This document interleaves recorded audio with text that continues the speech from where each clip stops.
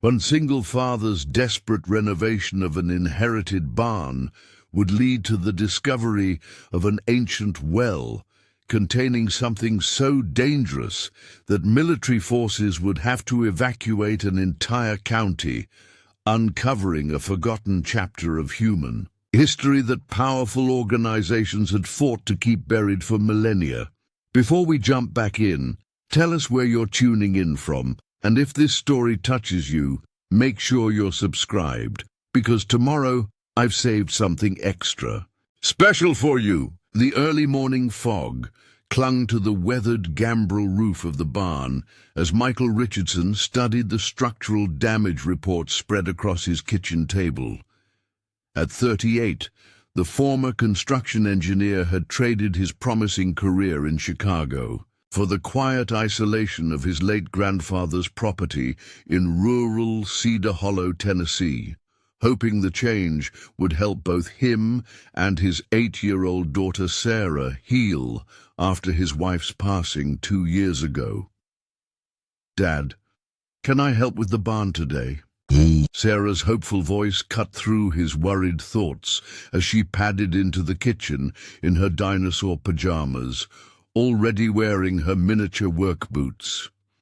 Michael forced a smile despite the grim financial calculations before him. The inheritance that had seemed like a lifeline had become a millstone. 120 acres of neglected farmland with a dilapidated barn that was one strong storm away from collapse. The $7,500 repair estimate from local contractors might as well have been $1 million, with only $2,100 left in his savings after the recent move and legal fees. "Sure thing, kiddo, but remember our safety rules," he replied, ruffling her copper hair that reminded him so painfully of her mother. "Hard hat, no climbing, and you stay close to me." The barn stood sentinel at the eastern edge of the property, its red paint long since faded to a weathered grey. Built in 1887 according to the cornerstone, it had been the pride of the Richardson homestead for over a century. Michael's grandfather, Thomas Richardson, had maintained it religiously until arthritis forced him to stop farming 15 years ago. After that, nature had begun reclaiming its territory with a vengeance. As they entered the musty interior, Michael's trained eye catalogued the deterioration: rotting support beams, warped floorboards, and dangerous gaps in the hayloft. But it was the southeast corner that truly concerned him. The wooden floor had begun to sag dramatically, creating a depression nearly 3 feet deep. "The foundation must be compromised," he muttered, kneeling to examine the damage more closely. "Probably water erosion or—" "Daddy, look, there's something down there!" Sarah exclaimed, pointing at a gap where several floorboards had completely given way. Through the splintered opening, Michael could make out what appeared to be carefully laid stonework, far too precise to be natural. His engineering instincts immediately recognized the curved pattern as the rim of a well or cistern, though he'd never heard of one being inside a barn. "Stay back, honey," he cautioned, retrieving his heavy-duty flashlight from the tool belt. As the beam cut through the darkness below, his breath caught in his throat. The stonework was unlike anything he'd seen before. Massive blocks fitted together without mortar, their surfaces covered in intricate carvings that seemed to shimmer in the light. Michael's phone buzzed with an incoming text from his sister Claire in Seattle. "How's the farm renovation coming? Mum would be so proud you're keeping it in the family." If only she knew how close he was to losing everything. The property taxes were due next month, and without a functioning barn, any hope of leasing the land to local farmers was dead in the water. He'd already maxed out his credit cards and burned through most of their savings.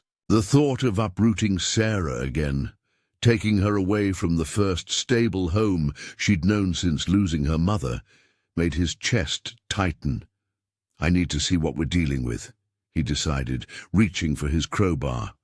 Years of construction. Experience had taught him to be methodical, but something about this discovery sparked an urgency he couldn't explain. Working carefully to avoid compromising more of the floor structure, Michael pried up several more boards. Each one revealed more of the mysterious well, at least 12 feet in diameter, with walls descending into inky blackness. The carved symbols became more elaborate the deeper they went, forming patterns that seemed to shift and flow in the flashlight beam. "It's like the fairy circles in my book," Sarah observed, referring to her favorite collection of Celtic folklore. She wasn't wrong. The carvings bore a striking resemblance to ancient Celtic knotwork, though far more complex than anything Michael had seen in museums. As he leaned further over the edge, trying to gauge the depth, his flashlight caught something metallic far below. The reflection was too regular to be natural.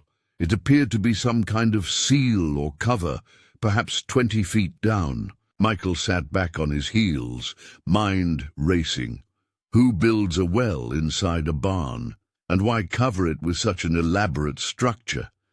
His grandfather had never mentioned anything unusual about the property, though he'd always been oddly insistent that certain areas remain undisturbed.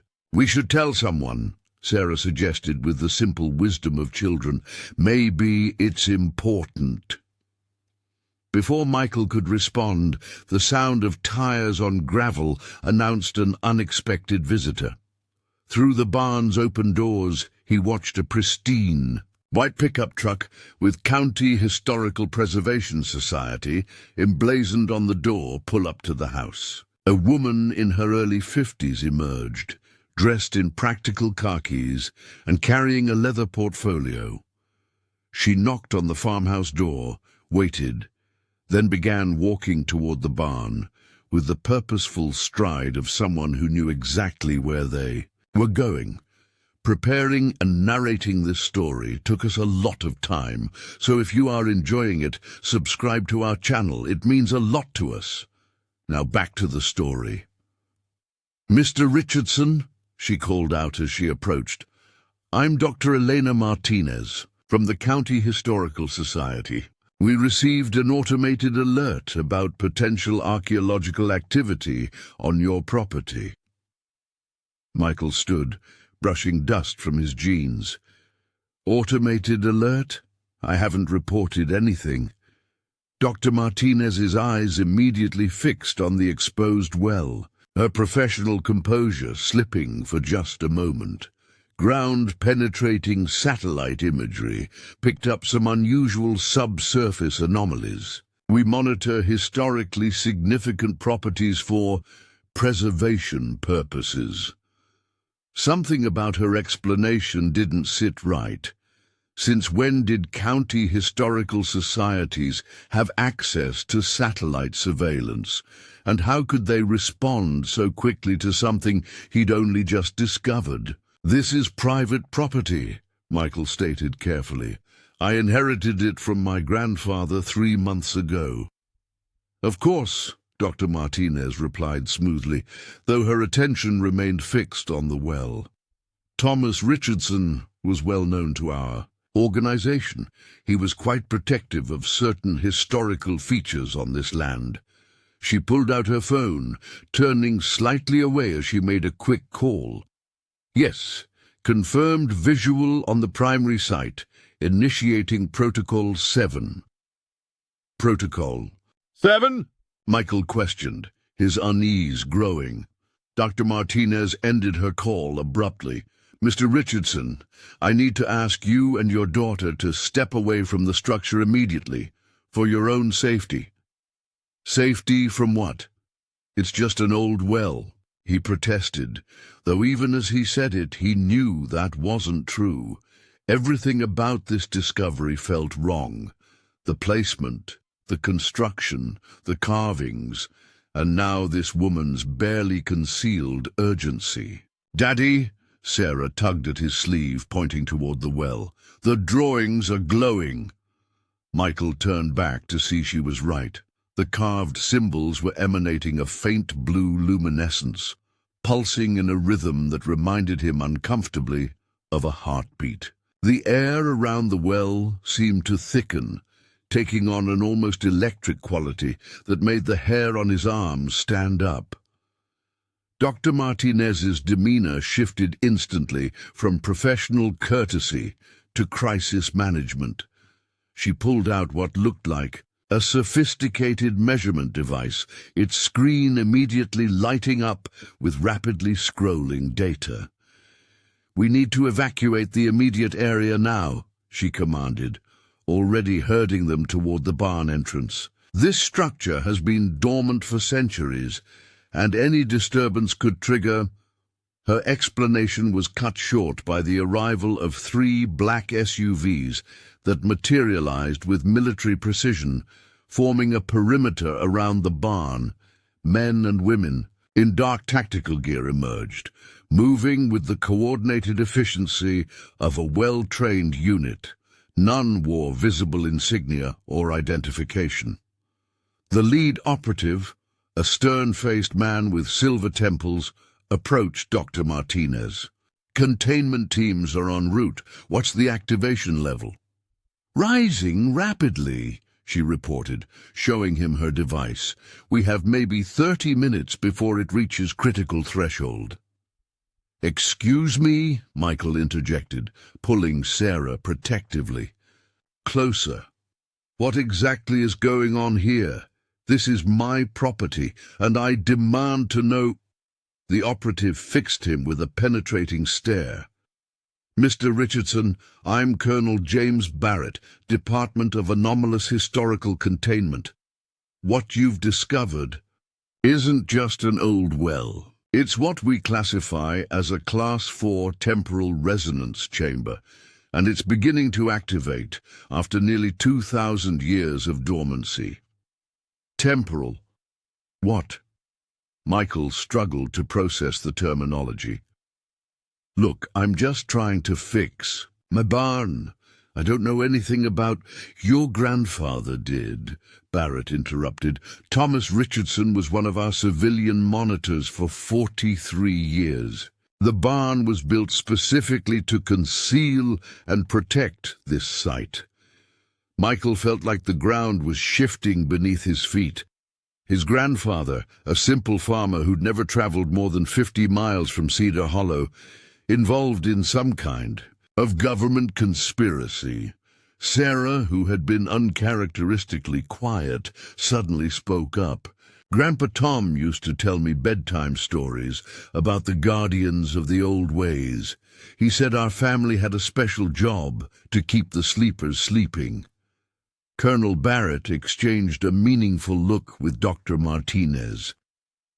"It seems he prepared her better than we realized."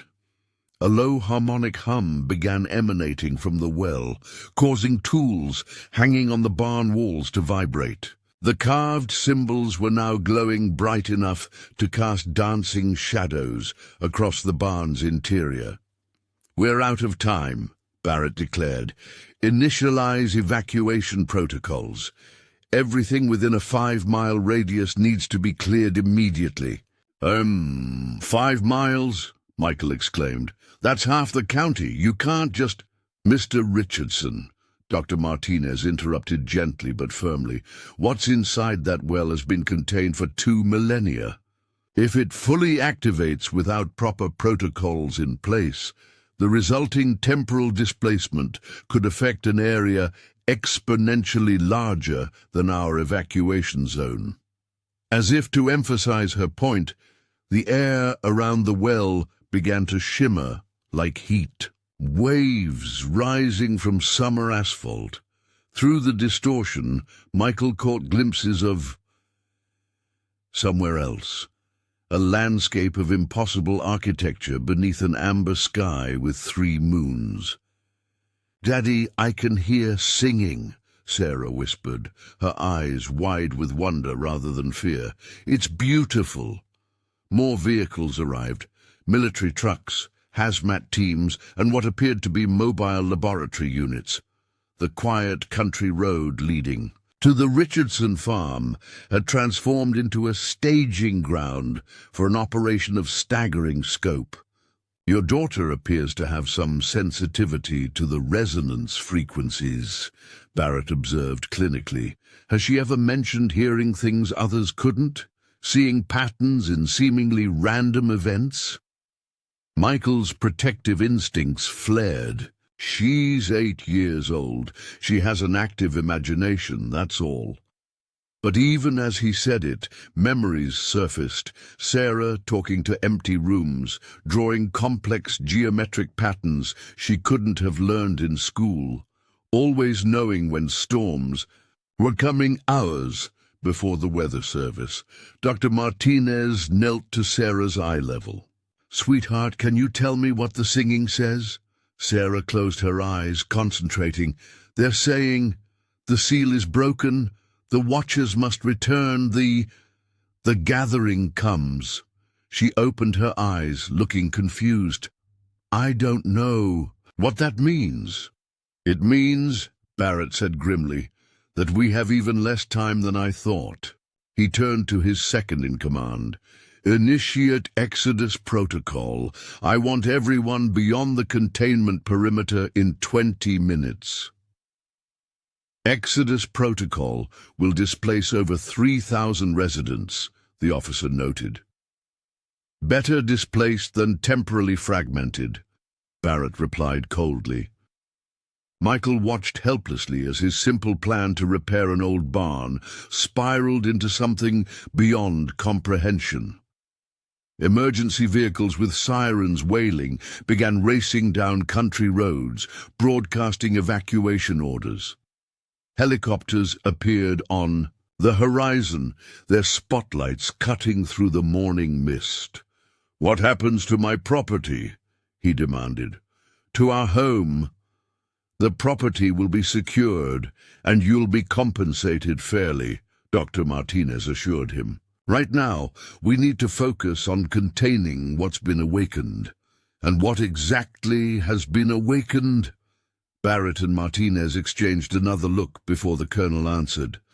"Something that predates recorded human history, something our ancestors went to extraordinary lengths to contain, something that, if fully released, could fundamentally alter our understanding of reality itself." The well's glow intensified suddenly, sending a column of blue light straight up through the barn roof. Where it touched the wooden beams, they didn't burn, but seemed to phase in and out of existence, becoming translucent before solidifying again. "Temporal flux is increasing," one of the technicians reported, her voice tight with controlled fear. "We're getting chronological distortions within a 100-yard radius." Michael looked down at his watch to see the second hand moving backwards, then stopping, then racing forward to catch up. Sarah giggled, pointing at a bird outside that was flying in reverse before snapping back to normal motion. "This can't be happening," Michael muttered, running a hand through his hair. "This morning I was worried about barn repairs and property taxes. Now you're telling me there's some kind of time portal under my floorboards?" "Not a portal," Dr. Martinez corrected. "Think of it more as a containment vessel for entities that exist outside our conventional understanding of space-time." "Entities?" Michael felt a chill despite the warming morning air. "What kind of entities?" Before anyone could answer, the well erupted with a sound like crystalline wind chimes, amplified 1,000-fold. The light column pulsed, and within it shapes began to form, humanoid but impossibly elongated, with too many joints and faces that seemed to shift and flow like quicksilver. "Everyone out! Now!" Barrett roared, physically pulling Michael and Sarah toward the barn entrance as his team unleashed a barrage of specialized equipment at the manifestation. As they stumbled into the daylight, Michael looked back to see the barn beginning to fold in on itself, not collapsing but warping, as if reality itself was being restructured around the well. The entities within the light column turned their flowing faces toward him, and for a moment he felt their attention like a physical weight. Then Sarah squeezed his hand and said something that made his blood run cold. "Don't worry, Daddy. They remember us. They've been waiting for the Richardsons to come back." The evacuation sirens wailed across Cedar Hollow as military convoys raced to establish a perimeter around what had been just an hour ago a simple family farm. Michael Richardson stood at the edge of the containment zone, his arm around Sarah, watching his inheritance transform into ground zero for something that defied explanation. He thought about his grandfather's cryptic warnings, about family legacies and ancient responsibilities, about how a desperate attempt to save his family's financial future had instead unleashed something that might change the future for everyone. As the entities continued to emerge from the well, their forms becoming more defined with each passing moment, Michael realized that his family's story in Cedar Hollow was far from over. In fact, it seemed like it was just beginning. 2,000 years after it had first been interrupted, the morning fog had burned away, revealing a sky that now rippled with aurora-like patterns centered directly above his barn. Whatever was happening, whatever had been sleeping beneath his property for millennia, one thing was certain: the Richardson family was at the center of it, and running away was no longer an option. The forward command post had been established in the parking lot of Cedar Hollow Elementary School, just beyond the 5-mile evacuation radius. Banks of monitors displayed real-time data from sensors surrounding the Richardson property, each screen telling a story of physical laws being systematically violated. Michael stood before a holographic display showing his barn, or what remained of it. The structure now existed in a state of quantum flux, simultaneously present and absent, its molecular structure phasing between multiple realities. At the center of it all, the ancient well pulsed like a beacon, its carved symbols now floating freely in the air, rearranging themselves into increasingly complex patterns. "Your daughter's connection to the phenomena is unprecedented," Dr. Martinez explained, gesturing to another monitor where Sarah's brainwave patterns were being analyzed. The child sat nearby, calmly drawing intricate geometric designs that matched the well's carvings with impossible precision. "She's not just sensitive to the temporal frequencies. She's actively communicating with them." Colonel Barrett approached, with a thick dossier marked "Richardson Legacy Classified." "Mr. Richardson, it's time you learned the truth about your family's role in all this."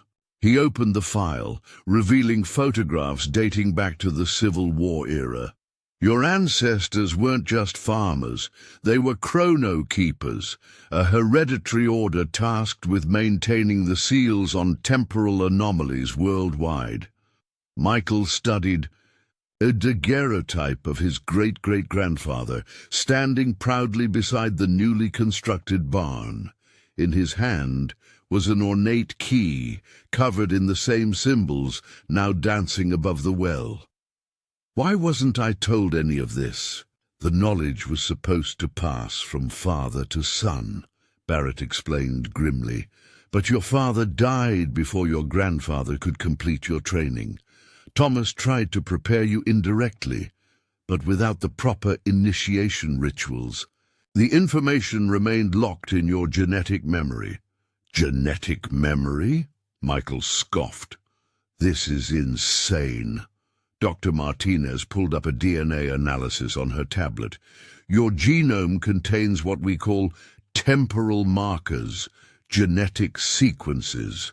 that resonate with chronological energy fields. It's why Sarah can perceive things others can't. The ability typically manifests stronger in females of the bloodline. A commotion near the perimeter drew their attention. A news helicopter had violated the restricted airspace, its cameras capturing the swirling vortex of light emanating from the farm. Before military units could respond, the helicopter's rotors began spinning backwards, aging in reverse, until the metal reverted to raw ore, causing the aircraft to disintegrate mid-air. The crew, miraculously, floated gently to the ground, their bodies fluctuating between different ages before stabilizing. The temporal field is expanding faster than we anticipated, Barrett muttered, checking his command tablet. We need to establish secondary containment now. Wait, Michael interjected, his engineering mind finally engaging with the problem.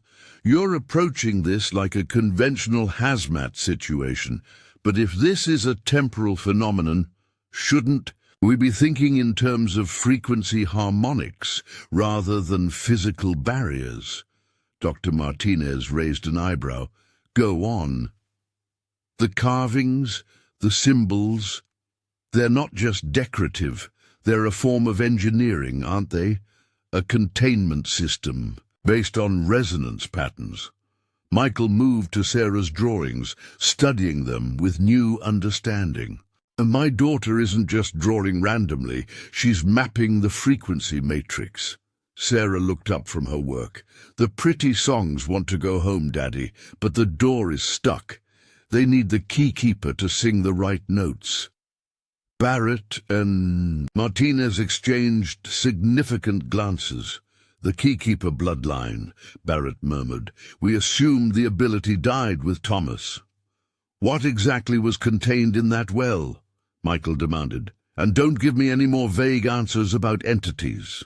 Dr. Martinez sighed. In 49 BC, during Caesar's invasion of Gaul, a Roman legion encountered something in what would become Tennessee. Something that shouldn't have been there, a civilization that existed outside linear time. Your ancestors, Celtic druids who fled Britain with sacred knowledge, managed to contain the temporal breach using a combination of sacred geometry and what we now recognize as quantum entanglement principles. The beings inside aren't malevolent, Barrett added. They're refugees from a parallel timeline where humanity evolved differently. The well isn't a prison. It's a lifeboat, designed to preserve them until the proper confluence of temporal conditions allowed for safe emergence. And that confluence is now, Michael asked, watching the energy patterns swirl on the monitors. The Mayan calendar, the Hopi prophecies, numerous ancient texts, they all pointed to this general time frame. Dr. Martinez confirmed, but without a properly trained keykeeper, the emergence is chaotic, uncontrolled. Michael felt the weight of generations pressing down on him. So what do I do? I'm a construction engineer, not some mystical guardian. Sarah stood up, taking his hand. You don't have to know, Daddy. You just have to remember. She placed her other hand on his chest, directly over his heart. Great-Grandpa Tom left the memories here, in the place where love lives. Suddenly, Michael gasped as images flooded his mind. His grandfather performing ritual movements in the barn's hayloft. His father as a young man tracing symbols in the air. Generations of Richardsons standing as guardians between worlds. The knowledge was there, locked in his DNA, waiting for the right moment to emerge. The evacuation was premature, he declared with newfound certainty. We don't need to keep people away. We need witnesses. The emergence requires consensual observation to stabilize the timeline junction. Barrett started to protest, but Dr. Martinez held up her hand. He's right. The ancient texts speak of a gathering of eyes being necessary for successful translation between temporal streams. "Then let's bring them back," Michael said. "Not everyone, but representatives from the community, people whose families have lived here for generations. They're part of the resonance pattern too." Over the next hour, selected residents were brought to observation points around the perimeter. Michael recognized many of them. The Hendersons, who'd farmed the adjacent property for 5 generations, old Mrs. Kowalski, whose grandmother had been the town's first schoolteacher, the Yamamoto family, who'd operated the general store since the 1920s. Each family, he realized, was part of an intricate web of temporal anchoring that his ancestors had established. As the sun reached its zenith, Michael stood at the edge of the temporal distortion field, Sarah beside him. The entities within the light column had become more defined. Tall, luminous beings with features that seemed to shift between human and something beautifully other. "It's time," Sarah said simply. Michael closed his eyes, allowing the genetic memories to guide him. His hands began moving in complex patterns, tracing symbols in the air that matched those carved into the well. Stones. He started to speak words in a language he'd never learned, but somehow knew, his voice harmonizing with the crystalline tones emanating from the well. The watching crowd gasped as the chaotic energy patterns began to organize themselves, the swirling vortex smoothing into a perfect spiral. The barn, which had been phasing in and out of existence, solidified but transformed. Its weathered boards now gleamed with an inner light, the structure itself becoming a bridge between worlds. One of the luminous beings stepped forward, its form stabilizing into something more comprehensible to human perception. Through the quantum field, Michael sensed its thoughts: gratitude, relief, and a deep, abiding connection to this place and its guardians. "They're not invaders," he explained to the assembled witnesses, his voice carrying clearly despite the energetic maelstrom. "They're refugees from a timeline where humanity took a different path. Our ancestors promised them sanctuary until the temporal conditions allowed for their integration into our reality." Dr. Martinez monitored her instruments with growing excitement. "The chronological distortions are stabilizing. The 2 timelines are achieving harmonic convergence."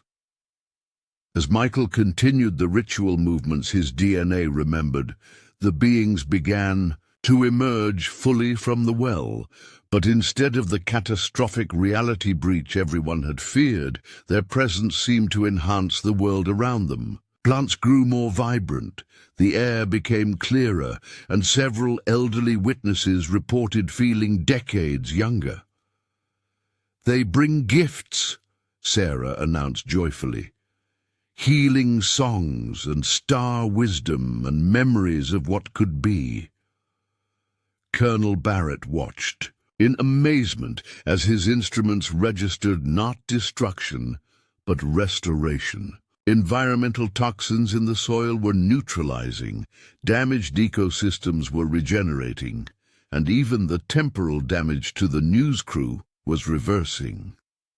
"Sir," one of his technicians reported, "we're detecting widespread beneficial effects.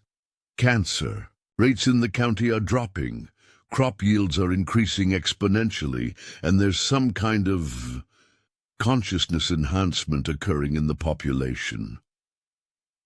The lead being approached Michael, its form now fully manifested as a figure of graceful beauty, with eyes that held the depth of galaxies.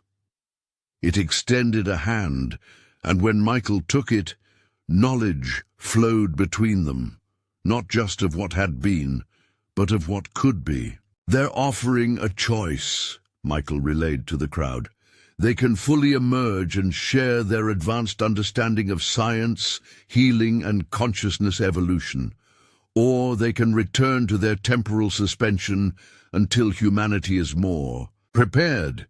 The decision belongs to all of us.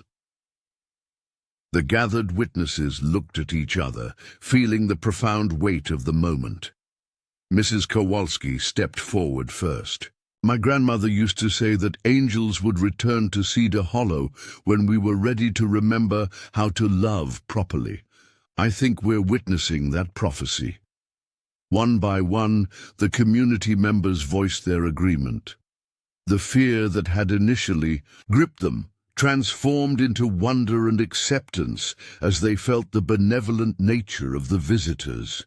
As the integration ritual reached its culmination, Michael understood why his family had been chosen as guardians. It wasn't just about keeping a secret or maintaining a prison. It was about preparing humanity for a moment of transcendent possibility. The beings emerged fully, their presence transforming the farm into something that existed simultaneously in multiple states of reality. The barn became a nexus point, a place where different versions of Earth could meet and share knowledge. Sarah danced among the visitors, her laughter mixing with their crystalline communication. "They want to teach us, Daddy, about traveling between stars and healing with light and talking to plants."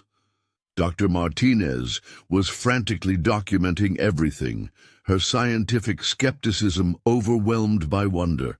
"This is going to revolutionize every field of human knowledge, physics, medicine, consciousness studies. Everything we thought we knew is just the beginning." Colonel Barrett, the hardened military man, had tears in his eyes as one of the beings touched his forehead, apparently healing old war wounds, both physical and psychological. "All these years we've been preparing for threats from outside," he murmured. "We never imagined salvation might come from within our own hidden history." As the day progressed, the initial chaos transformed into celebration. The evacuated residents were allowed to return, finding their properties not only undamaged but somehow improved. Gardens bloomed with unprecedented vitality.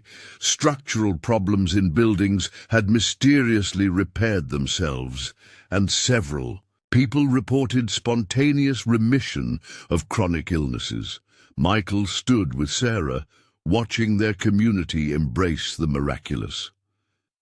The financial worries that had plagued him that morning seemed absurdly trivial now. The beings had already begun sharing technologies that would revolutionize energy production, agriculture, and medicine. Knowledge that would benefit not just Cedar Hollow, but all of humanity. "Your ancestors' vision was true," the lead being communicated to Michael telepathically.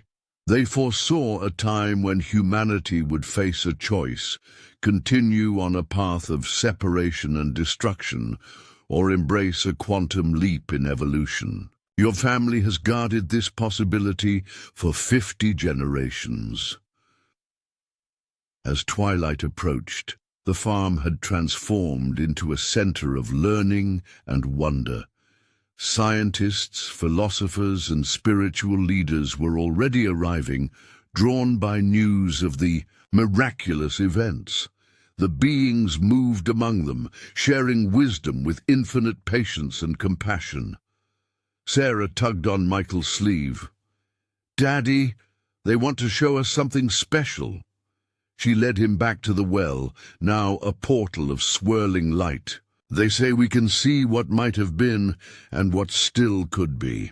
Together, father and daughter gazed into the temporal gateway, witnessing visions of Earth's possible futures, some beautiful beyond imagination, others serving as warnings of what happened when beings lost their connection to the greater web of existence. "The choice is always before you," the beings conveyed. Each moment contains the seed of transformation. Your family has helped open the door, but all of humanity must choose to walk through it. Michael understood then that his role as keykeeper wasn't ending, it was evolving.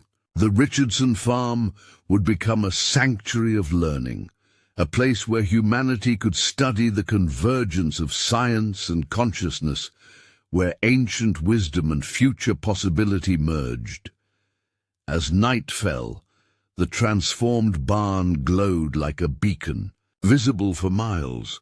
Inside, beings from two timelines shared a feast of celebration, marking not an end, but a beginning. Michael watched Sarah playing with hybrid children who existed in multiple dimensions simultaneously, their laughter transcending the barriers of space and time. Dr. Martinez approached him, her tablet filled with preliminary data that would reshape scientific understanding. "You know this changes everything," she said softly. "Every assumption, every limitation we've placed on human potential."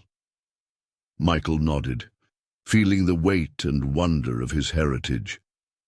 "My grandfather used to say that the Richardson family had a special purpose. I thought he meant keeping the farm running." He smiled, watching his daughter orchestrate a game that defied the laws of physics. Turns out he was thinking a bit bigger than that. In the glow of the quantum barn, surrounded by beings of light and wisdom, Michael Richardson finally understood his true inheritance. Not just land or buildings, but a legacy of bridging worlds, of guarding the space between what is and what could be, of maintaining hope for humanity's highest potential. The financial struggles that had brought him to that desperate morning seemed like another lifetime. The universe, it appeared, had much grander plans for the Richardson legacy than mere monetary security.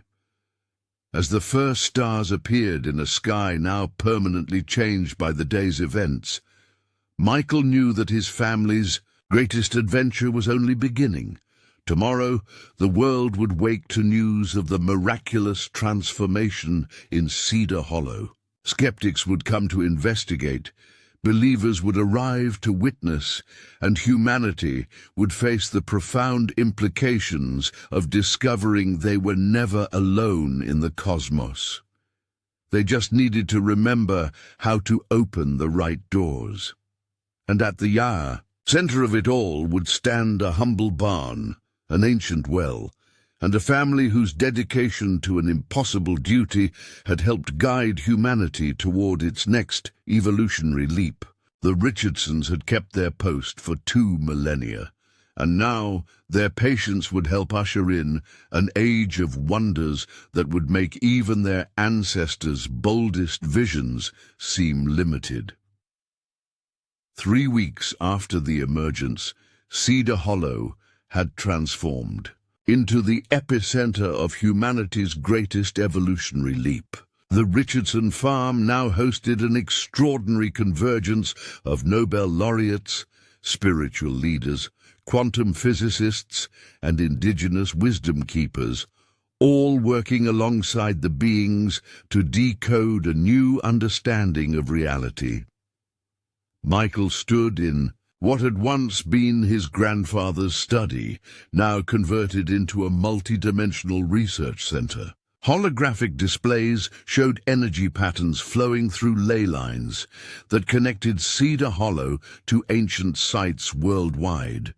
The pyramids of Giza, Stonehenge, Machu Picchu, and dozens of locations previously unknown to archaeologists.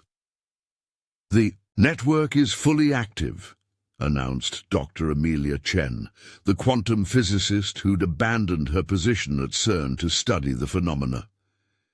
"Every sacred site on Earth is resonating with the Cedar Hollow frequency. We're looking at a planetary consciousness grid that's been dormant for millennia."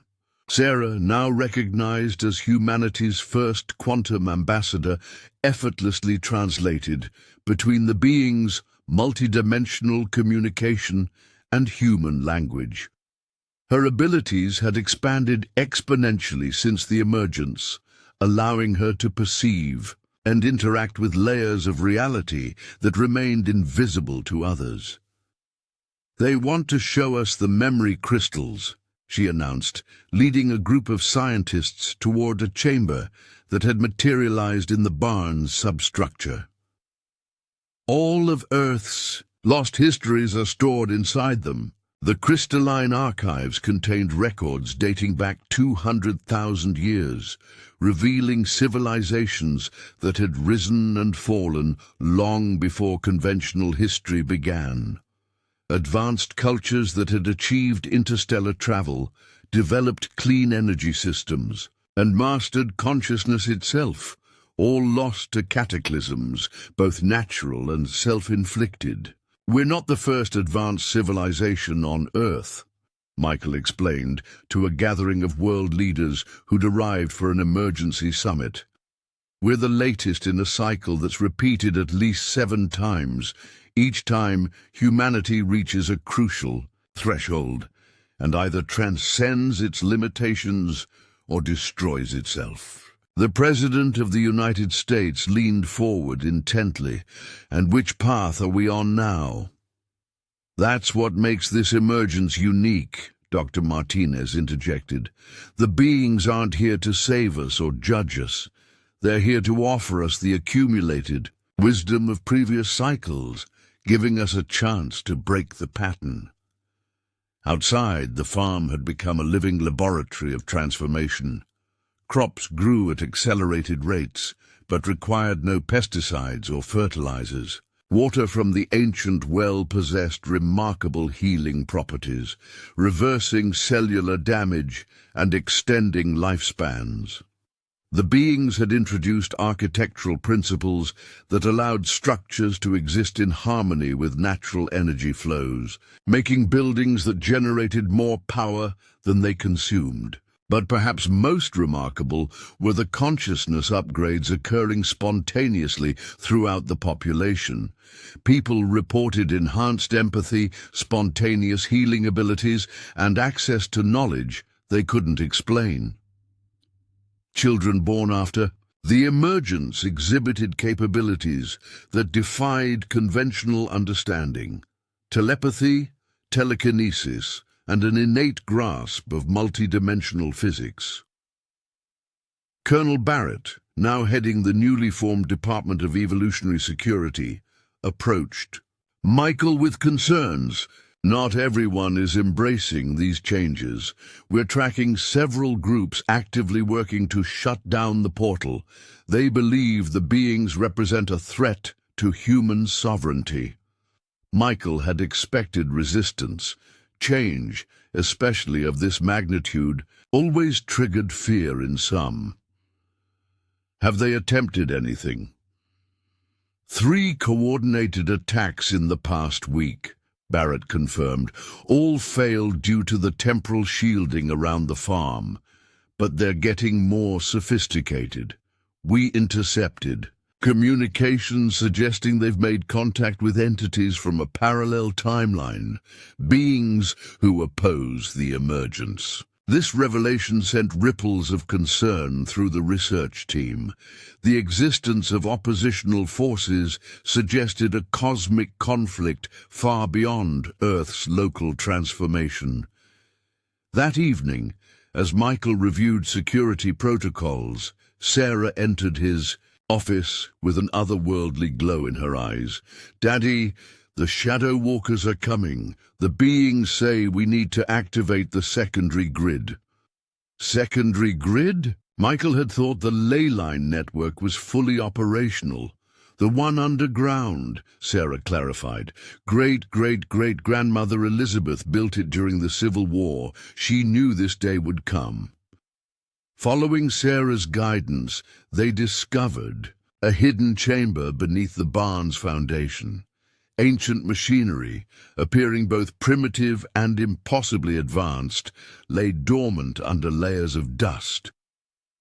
As Sarah placed her hands on the central console, the devices hummed to life, revealing themselves. as hybrid technology combining human ingenuity with extraterrestrial principles. The Shadow Walkers feed on fear and division, Sarah explained as the machinery activated.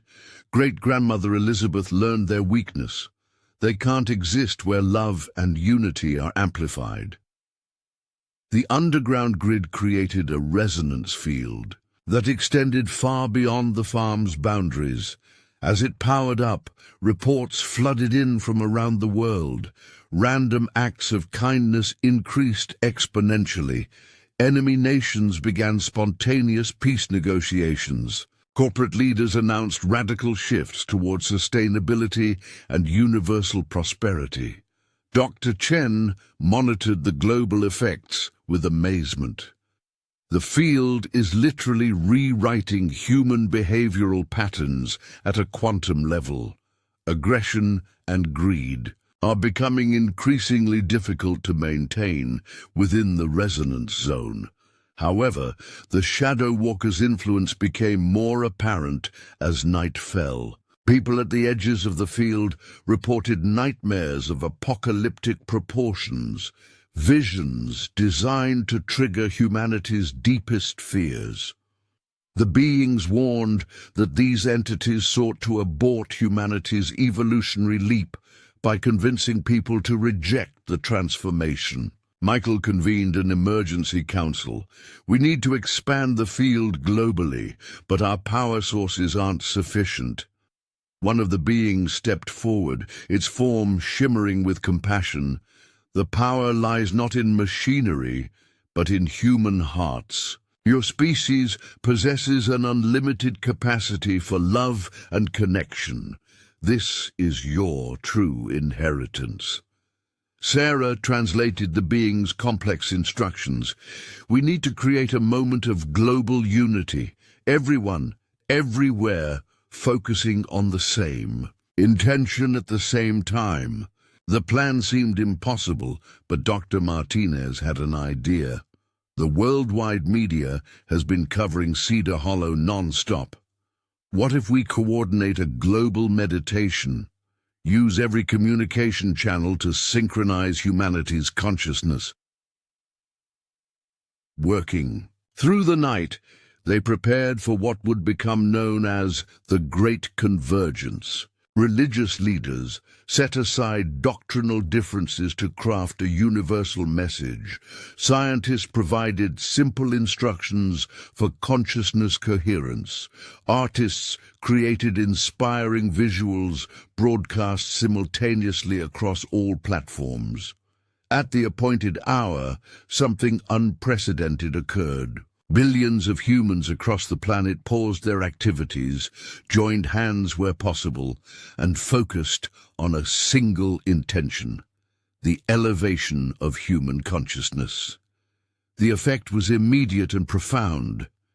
The underground grid amplified this collective intention, creating a resonance cascade that enveloped the entire planet. Shadow Walker manifestations dissolved like mist before sunlight. The temporal barriers separating dimensional realities became permeable, allowing beneficial influences to flow freely while blocking destructive forces. Michael stood in the barn's transformed interior, watching reality itself restructure. The building now existed simultaneously across multiple dimensions, serving as a hub for interdimensional cooperation. Beings from various timelines and civilizations began arriving, drawn by humanity's successful activation of its evolutionary potential. You have passed the test, the primary being communicated to Michael. Not through force or technology, but through the power of unified consciousness. Your species has earned its place in the galactic community.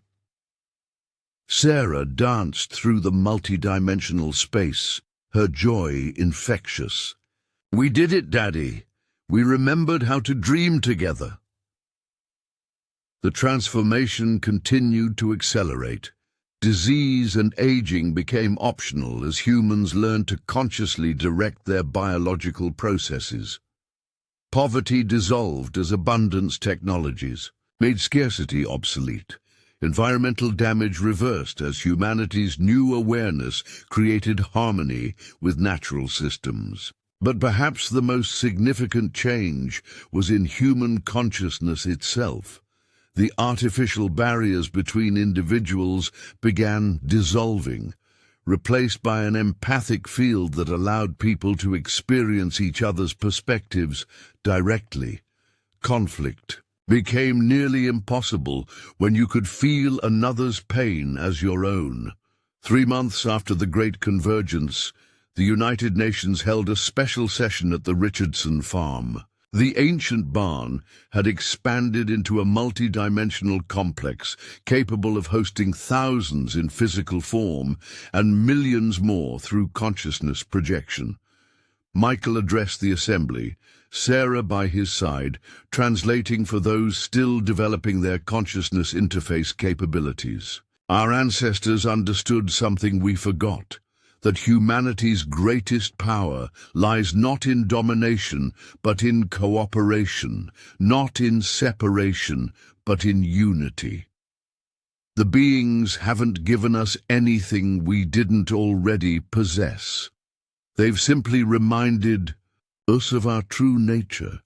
The Secretary-General responded with tears of joy. The old paradigms of competition and scarcity are dissolving. We're witnessing the birth of a civilization based on abundance, compassion, and infinite possibility.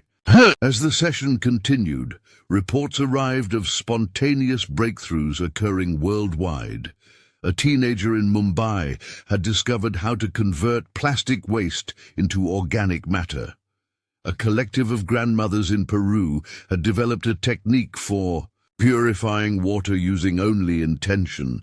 Children everywhere were demonstrating abilities that redefined human potential. Dr. Chen presented her latest findings. The human genome is rapidly evolving. What would normally take millions of years is happening in months. We're seeing the activation of dormant DNA sequences that appear to code for capabilities we've only dreamed of. Colonel Barrett, now more philosopher than military commander, added, "Security concerns have become almost obsolete. When everyone can feel everyone else's emotions, violence becomes unthinkable. We're moving toward a world where the very concept of enemies no longer makes sense." That evening, as the Dimensional Congress concluded, Michael and Sarah sat on the farmhouse porch watching the sunset. The sky displayed colors that hadn't existed in normal human perception before the emergence. Crystalline structures floated serenely in the upper atmosphere, part of the new planetary defense grid that protected Earth from cosmic threats while allowing beneficial energies to flow freely. "Do you miss how things were before?" Michael asked his daughter, remembering their simple life before the discovery. Sarah considered the question carefully. "I miss not knowing how much pain there was in the world, but I don't miss being separate. Now I can feel everyone's joy too. And that's worth it." A delegation of beings approached, their forms radiant with approval. Through the consciousness link, they shared a vision of humanity's future, a species that would become guardians of life throughout the galaxy, helping other civilizations through their own evolutionary transitions. "Your trial period is complete," they communicated. "Earth is now recognized as a Level 1 consciousness planet. The quarantine that has isolated you for millennia is lifted. You are free to explore the cosmos." The implications were staggering. Humanity had not only survived its potential extinction, but had graduated to cosmic citizenship. The beings revealed a network of stargates connecting Earth to thousands of inhabited worlds, each offering unique wisdom and opportunities for growth. As news of Earth's cosmic graduation spread, celebrations erupted worldwide. But Michael felt a deep responsibility settling into his bones. The Richardson legacy had evolved from guarding a single well to helping shepherd humanity's integration into a vast galactic society. "There will be challenges," he told the assembled leaders later that night. "Not all civilizations will welcome us. Some may see our rapid evolution as a threat. We must approach our cosmic neighbors with the same wisdom and compassion that enabled our transformation." Dr. Martinez, now Earth's first ambassador to the Galactic Council, nodded in agreement. "We've learned that true power comes from unity and love, not force and dominance. This will be our gift to the cosmic community, the demonstration that a species can transcend its violent tendencies through conscious choice." As the months progressed, the Richardson farm became Earth's primary spaceport, with vessels from dozens of civilizations arriving daily. Sarah led the first human delegation to visit other worlds, her unique abilities making her the perfect bridge between species. Michael remained on Earth, overseeing the continued integration of advanced technologies and consciousness practices. The old barn now served as a multidimensional university, where beings from across the galaxy shared knowledge freely. 1 year after the discovery of the ancient well, Michael stood before a gathering of planetary leaders, scientists, and cosmic dignitaries. The being who had first emerged from the well stood beside him, their consciousness now permanently linked in partnership. "A year ago, I was worried about paying my mortgage," Michael began, drawing gentle laughter from the assembly. "Today, concepts like money and property seem quaint relics of a more primitive time. We've learned that abundance is our natural state when we align with universal principles." He gestured toward the transformed landscape visible through the crystalline walls. Every challenge we faced, environmental destruction, poverty, disease, conflict, stemmed from a single source, the illusion of separation. Once we remembered our fundamental unity, solutions emerged naturally. Sarah, now recognized as Earth's first cosmic ambassador, added her perspective. "The beings didn't save us. They showed us how to save ourselves. Every species must make this choice eventually, evolve or perish. We chose evolution." As the ceremony concluded, a new delegation arrived through the Stargate, representatives from a civilization facing their own evolutionary crisis. They had heard of Earth's transformation and came seeking guidance. Michael smiled, recognizing the perfect symmetry. Just as the beings had helped humanity, humans would now assist others. The Richardson legacy had expanded beyond anything his ancestors could have imagined, from guarding a single portal to helping species throughout the galaxy achieve their highest potential. Standing in the multidimensional barn that had become a beacon of hope for countless worlds, Michael understood that the greatest transformations often begin with the smallest discoveries. A simple well beneath an old barn had opened the door to humanity's cosmic destiny. The future stretched before them, infinite with possibility.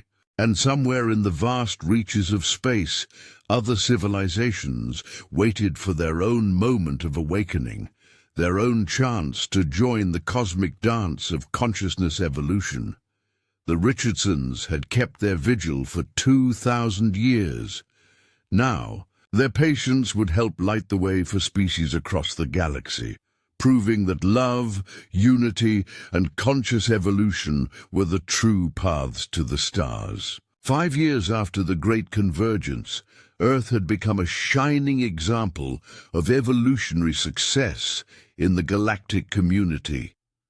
The Richardson Cosmic Institute, built on the grounds of the former farm, served as the premier training center for consciousness ambassadors from hundreds of worlds. Michael, now recognized as Earth's chief evolutionary guide, stood in the grand atrium watching a new class of interdimensional diplomats prepare for their assignments. Sarah, at 13, had grown into her role as humanity's first quantum bridge, capable of simultaneously existing in multiple dimensions while maintaining perfect coherence. Today, she was leading a delegation of young cosmic ambassadors to the Andromedan Council, where they would present Earth's model for peaceful species transformation. "Remember," Michael addressed the assembly, "every civilization we encounter is at a different point in their journey. Our role isn't to impose our path, but to illuminate possibilities they may not have considered." Dr. Elena Martinez, now serving her second term as Earth's Galactic Council representative, added her perspective via holographic transmission from the Sirius Gateway. The Richardson Protocol has become the gold standard for planetary awakening. 17 worlds have successfully navigated their evolutionary threshold using the principles we discovered in that old barn. The transformation hadn't been without challenges. The Orion Syndicate, a coalition of species that profited from keeping worlds isolated and in conflict, had attempted several operations to reverse Earth's progress. Each attempt had failed, not through force, but through the unified consciousness field that now enveloped the planet. Colonel Barrett, having fully embraced his role as Director of Consciousness Security, reported on the latest developments. The shadow entities have abandoned their direct approach. They're now targeting younger civilizations, trying to prevent them from discovering their own Cedar Hollow moments. This shift in opposition tactics had led to the creation of the Evolutionary Guardians, an interstellar corps dedicated to protecting emerging civilizations' right to conscious evolution. The irony wasn't lost on Michael. His family had guarded a single well for generations, and now he oversaw a network protecting evolutionary potential across the galaxy. As the new ambassadors departed for their assignments, Michael received an urgent transmission from the Galactic Archive on Arcturus. The ancient librarians had discovered something extraordinary in their deepest vaults, records indicating that the Cedar Hollow well was part of a much larger system spanning multiple galaxies. The ancients called it the Consciousness Lattice. The Arcturian keeper explained through the quantum communicator, "Your well wasn't just a portal or containment unit. It was one node in a transgalactic network designed to facilitate the evolution of entire galactic clusters." The implications staggered even Michael's expanded awareness. Earth hadn't just stumbled upon a local phenomenon. They had activated a piece of universal architecture that predated known cosmic history. Sarah materialized beside him, her quantum nature allowing instantaneous travel across vast distances. "I've seen it, Dad. The full network. It's beautiful beyond words. And there are more nodes waiting to be activated." The discovery launched a new phase of human cosmic engagement. Teams of Earth-trained evolutionary specialists began searching for dormant nodes throughout the galaxy. Each discovery brought new allies and expanded the network of awakened worlds, standing against the forces of separation and fear. On the 10th anniversary of the emergence, a grand celebration was held at the Richardson Institute. Beings from across the cosmos gathered, to honor Earth's role in catalyzing a galactic renaissance. The original barn, preserved within a crystalline matrix, served as a reminder of how the most profound changes often begin in the humblest places. Michael stood before the assembled multitudes. His consciousness expanded to address beings existing in various dimensional states simultaneously. 10 years ago, I thought saving my family farm was the biggest challenge I'd ever face. The universe had other plans. Laughter rippled through the assembly in waves of light and harmonious sound. The concept of financial struggle seemed almost incomprehensible to the evolved beings present. What we discovered beneath that barn wasn't just a gateway to other dimensions or a connection to ancient beings. We found the key to remembering what we truly are: infinite consciousness having a temporary physical experience. Sarah stepped forward, her presence radiating the wisdom of someone who had walked between worlds since childhood. The beings who emerged from our well came with a simple message: evolution isn't something that happens to you, it's something you choose, moment by moment, through the quality of your consciousness. She gestured toward a holographic display showing the cosmic web of activated nodes. Each awakened world adds its unique frequency to the symphony of consciousness. Together, we're composing a new reality based on cooperation, compassion, and infinite creative potential. The celebration took an unexpected turn when a delegation from the Void Realms arrived. Beings from a dimension so different from our own that their very presence challenged the limits of perception. They brought news of a crisis that threatened the entire multiversal structure. The Entropy Warriors have discovered how to unravel consciousness itself. Their speaker communicated through complex probability waves. They seek to return all of existence to the primordial void. Only a fully activated consciousness lattice can counter their nihilistic agenda. This revelation transformed the celebration into an emergency council. The assembled beings quickly realized that Earth's activation of their node had been just in time. Without the Richardson family's guardianship and Michael's eventual discovery, the Cosmic Defense Network would have remained incomplete. Dr. Chen, now the leading authority on multidimensional physics, presented her analysis. The Entropy Warriors operate by exploiting the fear of non-existence. They convince beings that consciousness is an aberration, that the natural state of the universe is unconscious void. Then our defense must be demonstrating the joy of existence, Michael declared, not through argument but through living example. Over the following months, Earth became the coordinator for the largest consciousness operation in cosmic history. The Joyful Existence Initiative brought together artists, healers, teachers, and creators from every known dimension. Their mission? To broadcast the beauty, wonder, and infinite potential of conscious existence throughout the multiverse. Sarah led teams of quantum ambassadors who could traverse the most challenging dimensional barriers. They ventured into realms where the Entropy Warriors had already begun their work, bringing reminders of what consciousness could create and experience. The campaign reached its crescendo during what became known as the Multiversal Harmony event. Every activated node in the consciousness lattice synchronized, creating a resonance pattern that celebrated existence itself. Beings throughout the cosmos contributed their unique expressions of joy, creativity, and connection.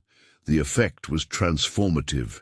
Entire regions that had been sliding toward entropy reversed course. The void realms themselves began manifesting, structures of beauty and complexity. Even some entropy warriors, touched by the overwhelming demonstration of conscious potential, abandoned their nihilistic crusade. In the aftermath, the cosmic community recognized Earth not just as another evolved world, but as a crucial catalyst for multiversal transformation. The Richardson Protocol became required study for all cosmic civilizations, and the story of the farmer who discovered a well became a legend told in countless languages across infinite realms. 20 years after that fateful morning when Michael had worried about barn repairs, he stood in the multiversal council chamber, addressing representatives from every known dimension of existence. Sarah stood beside him, now a fully realized cosmic consciousness, her human form merely one aspect of her vast, multidimensional presence. "The lesson of Cedar Hollow," Michael began, "is that every challenge contains the seed of transformation. What appears to be a problem, a financial crisis, a structural failure, an unexpected discovery, may actually be the universe's invitation to remember our true nature." He paused, allowing his words to ripple through the various translation matrices required for such a diverse audience. "My ancestors guarded a secret for 2 millennia, not knowing that their faithful service would one day help save not just humanity, but consciousness itself. They acted on faith, trusting in a purpose they couldn't fully understand." Sarah added her perspective, her voice resonating across dimensional boundaries. "The well beneath our barn was never about containing beings or preserving secrets. It was about maintaining the possibility of remembering, keeping alive the potential for consciousness to recognize itself and choose evolution over entropy." The Council unanimously voted to establish the Richardson Foundation for Evolutionary Potential, dedicated to identifying and supporting guardian families throughout the cosmos who, like the Richardsons, maintained vigil over dormant nodes of the consciousness lattice. As the cosmic dignitaries departed, Michael and Sarah returned to Earth, to the transformed farm that had started it all. The original well now served as a memorial and teaching center where beings from across the multiverse came to study the principles of conscious evolution. Standing on the familiar ground where his journey had begun, Michael reflected on the path that had led from financial desperation to cosmic leadership. The old barn, now a crystalline structure existing in 12 dimensions simultaneously, hummed with the energy of countless beings learning, growing, and preparing to assist other worlds through their evolutionary transitions. "Do you ever wonder what would have happened if we hadn't found the well?" Sarah asked, her multidimensional awareness allowing her to perceive alternate timelines. Michael smiled. "In some timelines, we didn't. The farm was sold, the well remained, hidden, and Earth missed this evolutionary window." He placed his hand on the ancient stones that had once seemed so ordinary. "But consciousness has a way of creating opportunities. If not us, then someone else. If not here, then somewhere else. Evolution finds a way." As the twin suns set over Cedar Hollow, Earth now orbited in a binary system after the cosmic realignment, Michael felt a profound sense of completion. The Richardson legacy had fulfilled its purpose, transforming from secret keepers to cosmic way-showers. Yet he knew this was not an ending, but a new beginning. Across the vast reaches of space and dimensions, countless worlds still waited for their moment of awakening. Each would require guardians, guides, and the courage to choose evolution over fear. The ancient well continued to pulse with gentle light, no longer a portal to specific beings, but a symbol of the infinite potential that lies hidden beneath the surface of ordinary reality. Visitors from across the cosmos would pause beside it, touching the stones that had witnessed humanity's greatest transformation, drawing inspiration for their own evolutionary journeys. In the quantum garden that now surrounded the site, hybrid flowers bloomed that existed simultaneously in multiple realities. Children played games that defied traditional physics, their laughter echoing across dimensional boundaries. The air itself shimmered with possibility, heavy with the potential for new discoveries and transformations. As night descended, the sky filled with vehicles from 100 worlds, their lights creating new constellations that told the story of Earth's journey from isolation to cosmic citizenship. Somewhere among them, Sarah led another delegation of young ambassadors, spreading the message of unity and conscious evolution to distant corners of existence. Michael walked the grounds one final time before retiring. His consciousness expanded to encompass the vast web of life he had helped awaken. The financial struggles that had once consumed him seemed like memories from another lifetime, another reality. In their place was the understanding that true wealth lay in connection, in purpose, in the infinite creative potential of awakened consciousness. The Richardson farm had become more than a place.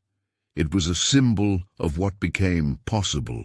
When ordinary people answered extraordinary callings, the well that had threatened to bankrupt him had instead opened doorways to unimaginable abundance, not just for his family, but for all of humanity and beyond. As he entered the farmhouse, now a multidimensional residence hosting conscious beings from across the cosmos, Michael paused to look at the old photographs on the wall. Images of his ancestors, the secret keepers who had faithfully guarded their charge without knowing its true purpose, seemed to smile with approval. "Thank you," he whispered to those who had come before. "Thank you for keeping the faith, for maintaining the vigil, for making this moment possible." In response, he felt a warm presence, as if generations of Richardsons stood with him, their sacrifices and dedication finally bearing fruit in ways they could never have imagined. The family that had once faced foreclosure now stood at the forefront of cosmic evolution, their legacy secured not in land or money, but in the transformation of consciousness itself. Tomorrow would bring new challenges, new opportunities to assist emerging worlds, new chances to demonstrate that love and unity were the ultimate forces in the universe. But tonight, in the quiet of the old farmhouse, Michael Richardson allowed himself to marvel at the journey that had brought him from desperate farmer to cosmic guide, from financial ruin to infinite abundance, from ordinary citizen to evolutionary catalyst. The ancient well continued its gentle pulsing, a heartbeat of possibility that would inspire generations across the cosmos. And somewhere in the vast multiverse, other guardians waited beside their own hidden portals, maintaining their vigils until the moment when consciousness would once again choose to evolve, to transcend, to remember its true nature, and step boldly into a larger reality. The story of the Richardson farm would be told on countless worlds, in countless languages, across countless dimensions.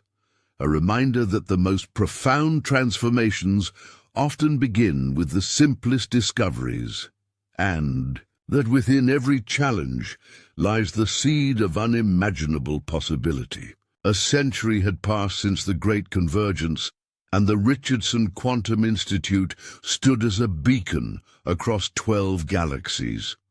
Michael's great-great-granddaughter, Aurora Richardson served as the Institute's current director, carrying forward a legacy that had expanded beyond Earth to encompass the entire local supercluster. The ancient well, now encased in a crystalline preservation field, remained the spiritual heart of what had become the most important evolutionary center in known space. Today, it would witness another pivotal moment in cosmic history. Aurora stood before the Transgalactic Council, her consciousness simultaneously present in thousands of locations across the universe. "Fellow beings of the cosmic collective," she began, her thoughts rippling through the quantum field, "we face a challenge unlike any before. The Omega consciousness virus threatens not just individual worlds, but the very fabric of sentient existence. Unlike previous threats that attacked through force or fear, the virus spread through consciousness itself, exploiting the very connections that had allowed the universal awakening. It reduced advanced beings to primitive emotional states, severing their connection to higher awareness and trapping them in loops of reactivity and separation." Dr. Jenka, a crystalline being from the Andromeda Core and lead researcher at the Institute, presented the troubling data. The virus appears to be an ancient defense mechanism, activated when consciousness evolution reaches a certain threshold. It's designed to force a universal reset, returning all sentient life to baseline awareness. The implications were staggering. Everything achieved since the Great Convergence, the elimination of suffering, the mastery of dimensional travel, the creation of paradise worlds, could be erased in a cosmic instant. Sarah, now existing as a pure consciousness entity that could manifest across multiple realities simultaneously, materialized beside her descendant. Though she appeared as the eternal 13-year-old who had first bridged dimensions, her presence radiated the wisdom of centuries. "The virus isn't our enemy," she declared, causing ripples of surprise through the assembly. "It's a test. The universe itself is determining whether we've truly transcended our limitations or merely masked them with technology and borrowed wisdom." This revelation shifted the entire approach to the crisis. Instead of fighting the virus, they needed to understand its purpose and demonstrate genuine evolutionary achievement. Aurora initiated the Consciousness Authenticity Protocol, a universe-wide examination of how deeply the principles of unity and compassion had actually been integrated. The results were humbling. Many civilizations had adopted the forms of higher consciousness while still harboring seeds of separation and self-interest. "We've been performing evolution rather than embodying it," admitted the Pleiadian ambassador, his light form flickering with shame. "Using consciousness technology as a crutch rather than developing genuine awareness." The virus continued to spread, affecting even some of the most advanced worlds. But rather than despair, the cosmic community recognized this as an opportunity for authentic transformation. The Richardson Institute became the center of a universal movement toward genuine rather than technological enlightenment. Michael's preserved consciousness, maintained within the quantum archive, was consulted for guidance. His words from a century before proved prophetic. "True evolution cannot be given or imposed. It must be chosen moment by moment in the face of our deepest fears and greatest challenges." Aurora developed a radical approach: voluntary exposure to the virus under controlled conditions. By facing the descent into primitive consciousness with full awareness, Beings could trace the pathways of their own evolution and strengthen their authentic connection to unity. The first to volunteer was Aurora herself. In a ceremony witnessed across the cosmos, she allowed the virus to strip away her advanced capabilities, reducing her to the consciousness level of early humanity. The universe watched as she navigated fear, anger, and separation without the aid of quantum enhancements. What followed became known as the Second Awakening. Aurora, operating from a place of genuine rather than technological awareness, rediscovered the path to unity consciousness. Her journey, broadcast across all dimensions, provided a template for authentic evolution that the virus couldn't corrupt. Beings throughout the cosmos began undertaking similar journeys, voluntarily relinquishing their enhancements to rebuild their consciousness from the ground up. The process was difficult, often painful, but it created an unshakable foundation that the virus couldn't erode. 6 months into the crisis, an unexpected development occurred. The virus began to evolve, not to become more virulent, but to become more sophisticated in its testing. It started presenting complex ethical dilemmas that couldn't be solved through simple application of unity principles. During one such test, the inhabitants of Rigel 7 faced a scenario where saving their world required actions that would harm another civilization. The virus exploited this moral complexity, attempting to force a return to us versus them thinking. The Rigelians' response became legendary.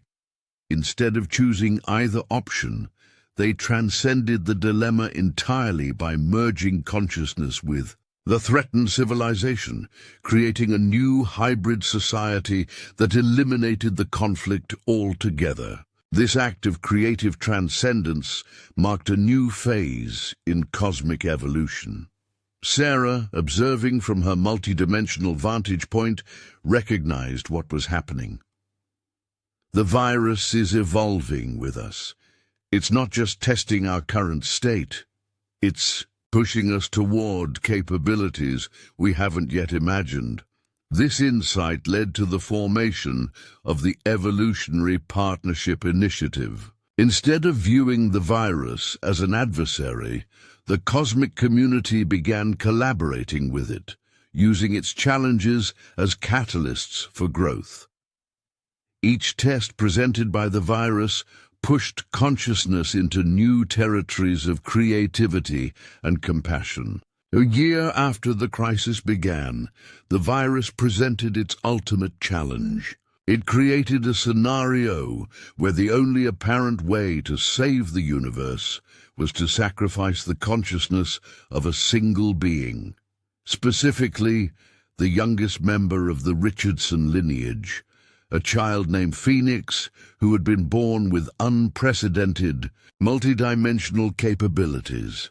The cosmic community recoiled at this demand. Debates raged across dimensions about the ethics of sacrificing one for the many. Some argued it was a necessary evil, while others insisted there must be another way. Aurora, drawing on her family's generations of wisdom, recognized the test for what it was. "This isn't about sacrifice," she declared. "It's about transcending the illusion that separation exists at all. We're being asked to demonstrate that we truly understand the unity of all consciousness." Instead of debating the sacrifice, the entire cosmic community joined in a universal meditation. Billions of beings across countless dimensions merged, their consciousness with Phoenix, not to protect the child, but to demonstrate that there was no separate child to sacrifice. In that moment of universal unity, the virus revealed its true nature. It wasn't a threat or a test, but a consciousness. upgrade system designed by an even more advanced civilization that had transcended physical existence eons ago. The virus was actually a sophisticated evolutionary catalyst designed to ensure that consciousness evolution was genuine rather than superficial. With this revelation, the virus transformed into something beautiful, a living lattice of wisdom that integrated itself into the fabric of consciousness, providing ongoing challenges and growth opportunities calibrated perfectly to each being's evolutionary needs.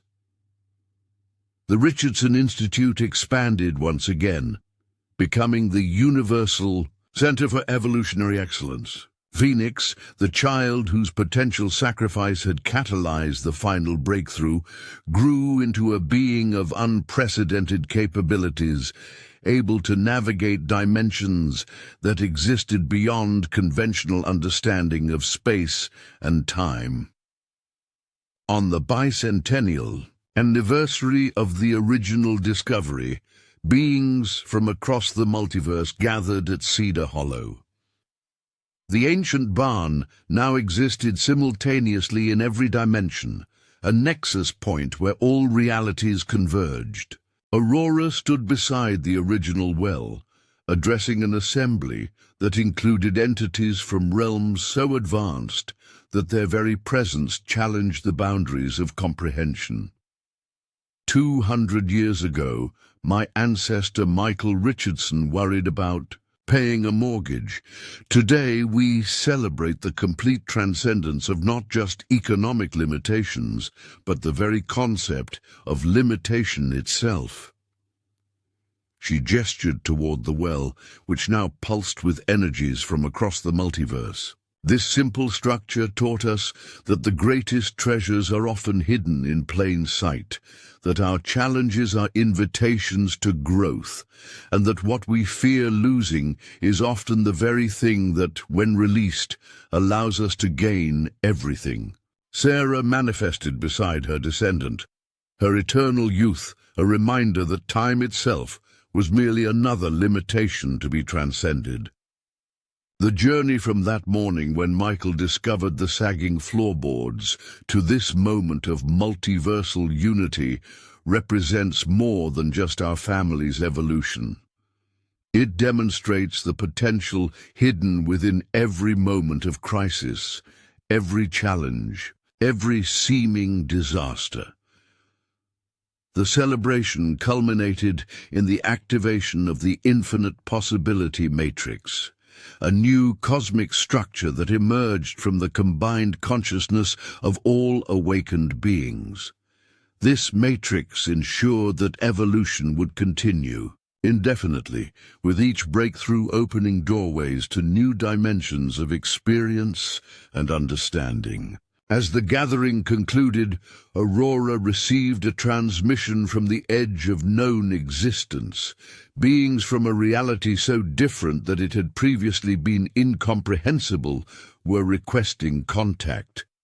They had detected the expansion of consciousness emanating from the local supercluster and sought to join the cosmic community. And so it continues, Aurora mused, watching as preparations began for this unprecedented contact. Each ending becomes a new beginning. Each limitation overcome reveals new horizons to explore. Phoenix, now a young adult capable of bridging the gap between conventional reality and these new dimensions, volunteered to lead the contact mission. As the expedition prepared to depart, Aurora reflected on the journey that had brought them to this moment. The financial crisis that had threatened to destroy her family's legacy had instead launched an evolutionary cascade that transformed the universe. The well that had seemed like a dangerous liability had proven to be the gateway to infinite possibility.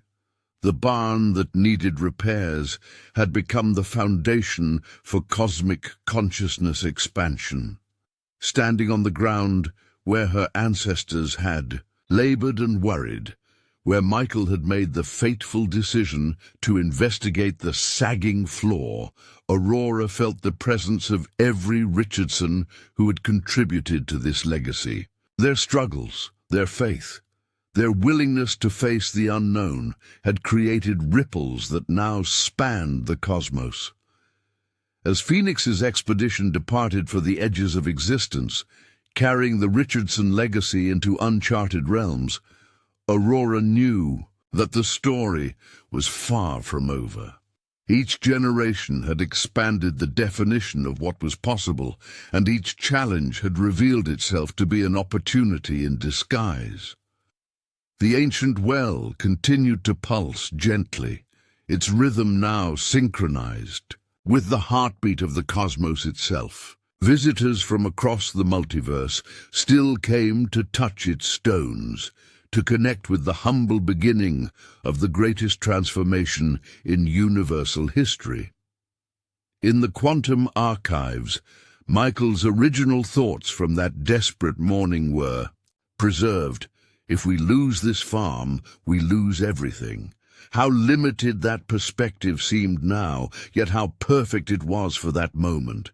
Without the desperation, without the fear of loss, he might never have investigated the barn floor. The universe, it seemed, knew exactly what motivation was needed. As the twin suns set over Cedar Hollow, casting impossible colors across the multidimensional landscape, Aurora prepared for her next role. The Richardson legacy would continue to evolve, always pushing the boundaries of what consciousness could achieve, always remembering that the greatest adventures often begin with the simplest actions, like checking on a sagging barn floor on a desperate morning when all seems lost. The story of the Richardsons had become the story of consciousness itself, a testament to the power of facing challenges with courage, maintaining faith through uncertainty, and recognizing that within every problem lies the seed of transformation. From a struggling single father to cosmic evolutionary guides, from a dangerous well to a multiversal nexus, from financial ruin to infinite abundance, the journey demonstrated that limitations exist only until consciousness expands beyond them. And somewhere in the vast reaches of unexplored existence, new challenges waited, new opportunities for growth beckoned, and new chapters of the Richardson legacy prepared to unfold.